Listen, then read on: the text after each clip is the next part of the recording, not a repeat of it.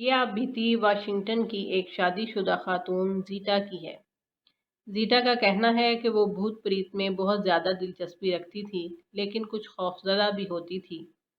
بھوتوں کے واقعات میں بچپن سے سنتی آئی تھی، اس لیے بھوتوں سے متعلق ہونے والے واقعات پر مجھے یقین ہے، بشرطیہ وہ سچے ہوں اور ان میں جھوٹ اور مبالغہ آرائی نہ ہو۔ ہم دونوں میاں بیوی ہفتے کا آخری روز اور چھٹی کا دن پرفضا مقام پر گزارتے تھے۔ یہ دن ہماری خوشی کا خاص دن ہوتا اور ہم اسے بھرپور طریقے سے گزارتے، خوب انجوائے کرتے۔ ایک مرتبہ ہم دونوں نے ویکینڈ کی رات ڈیڈ ووڈز میں گزارنے کا فیصلہ کیا۔ ہماری متفقہ رائے تھی کہ اتوار کا روز ہم اپنے گھر میں بسر کریں گے، اس لیے ہم نے کسی ہوٹل میں بکنگ نہیں کرائی۔ ہمارا خیال تھا کہ ایک رات کے لیے کوئی نہ کوئی کمرہ مل ہی جائے گا، لیکن خدا کو کچھ اور ہی منظور تھا۔ ہمارے وہاں پہنچتے ہی طوفان آ گیا اور ہمارے ڈیڈ ووڈ پہنچنے سے قبل ہی تمام ہوٹلوں کے کمرے بک ہو چکے تھے۔ ہم مایوس نہیں ہوئے اور نہ واپسی کا ارادہ کیا، بلکہ ہم نے ہر جگہ تلاش کیا اور بیلک نامی ہوٹل میں ایک کمرہ ہمیں مل گیا۔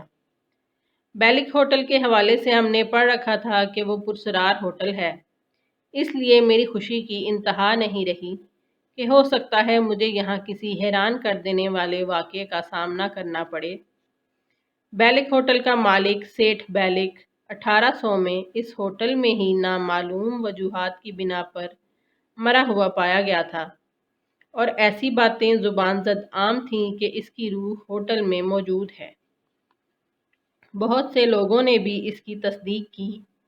اب تو میری بے قراری اور بڑھ گئی کہ میری بیلک کی روح سے جلد از جلد ملاقات ہو۔ خیر، ہم نے کمرے کی چابی لی اور جیسے ہی دروازہ کھلا، مجھے انتہائی عجیب و غریب سا احساس ہوا۔ میں نے اس احساس کو نئے تجربے کے طور پر لیا اور اندر قدم رکھا۔ میرے خاوند نے کمرے کی اچھی طرح سے تلاشی لینی شروع کر دی اور باتھ روم کا بغور معائنہ کیا۔ ہم دونوں کو کمرے سے کسی مرے ہوئے شخص کی بدبو آئی۔ بدبو اس قدر تیز تھی کہ وہاں ایک منٹ کے لیے کھڑا ہونا بھی محال تھا۔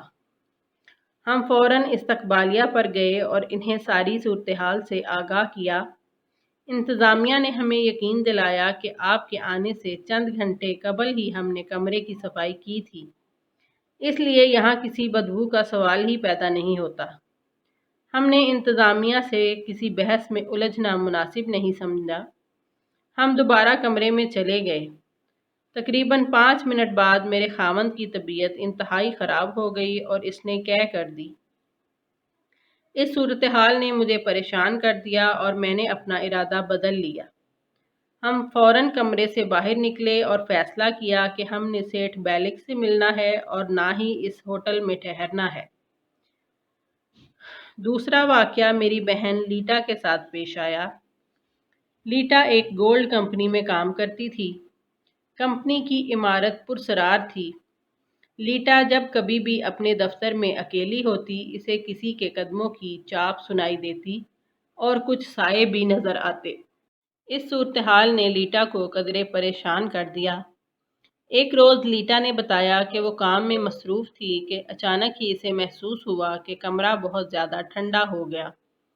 کچھ لمحوں بعد اس کے سر کے بال کھڑے ہو گئے، پھر اسے ایسا لگا کہ جیسا کسی نے اس کا کندھا تھپ تھپایا ہو۔ اس نے فوراً ادھر ادھر دیکھا، لیکن کمرے میں کوئی نہیں تھا۔ وہ اکثر یہ بھی بتاتی کہ بعض اوقات اسے اور اس کے ساتھی ملازمین کو میز پر کوئی چیز پڑی نظر آتی اور کچھ لمحوں کے بعد وہ وہاں سے غائب ہو جاتی۔ تمام لوگ اس چیز کو تلاش کرتے، لیکن وہ کہیں نہ ملتی۔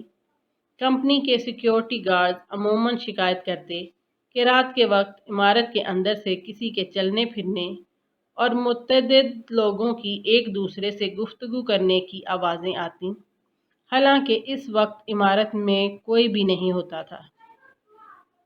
سیکیورٹی گارڈز نے کئی بار اندر جا کر دیکھا، لیکن کچھ بھی نظر نہیں آیا۔